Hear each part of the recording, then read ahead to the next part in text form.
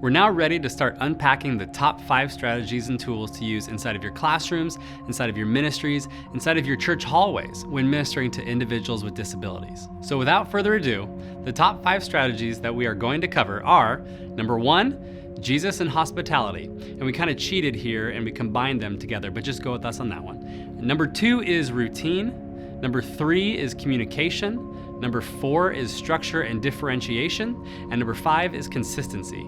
Now, before we dive in, there are 2 caveats we need to go over. First, every individual is different, right? We'll be speaking in generalities here, especially because we're speaking across disabilities. However, most strategies that we'll share are so helpful for most people. I would argue a lot of these strategies are beneficial for people with and without disabilities. Their effectiveness generally spans across disabilities and ages as well. Second, we all know the saying, even the best laid plans of mice and men often go awry.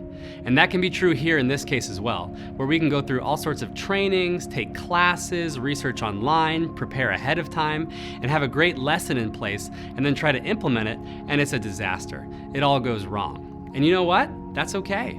We just pick up the pieces, and we learn, and we move on from there. If you need any examples of this philosophy, look no further than me.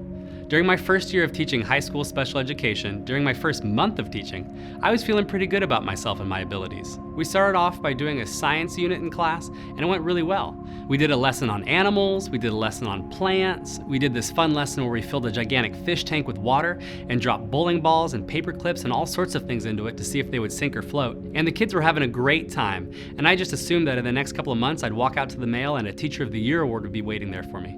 One morning near the end of the science unit, I was driving to school, and I had the idea of wrapping up the science unit by doing a lesson on the solar system. I didn't think it needed to be a big, huge lesson, just some time to talk about the solar system, talk about the planets and how they all orbit around the sun. So I got to class that morning and explained what we were going to do. I assigned each of my students to be a planet. So one student was Mercury, one was Venus, one was Earth, and so on. And what we were going to do was I was going to be the sun, because at that time the world revolved around me anyway. And I was going to stand on top of my chair in the middle of the classroom, and students would line up around me based on where they are in the solar system. And I would say go, and they would orbit around me, and everyone could visually see how the planets orbit around the sun, and it would be great. As I explained this lesson to everyone, both the students and the staff had this really confused look on their faces, like they had no idea what was going on. But of course, at the time, I was thinking they had this face like, wow, what an amazing teacher. How lucky are we to sit under his tutelage? And so I just went with it, and I got everybody in their place, and I stood up on a chair as the sun, and I said, ready, set, go. And then just madness ensued, just madness. Mars ran straight out the door. Venus curled up into a little corner crying. One student just started running back and forth from wall to wall. I have no idea what planet does this, but that's what they were doing. And I just had this bird's eye view standing up on a chair of my entire classroom crumbling right before my eyes. And you know what? That was okay. It was all okay.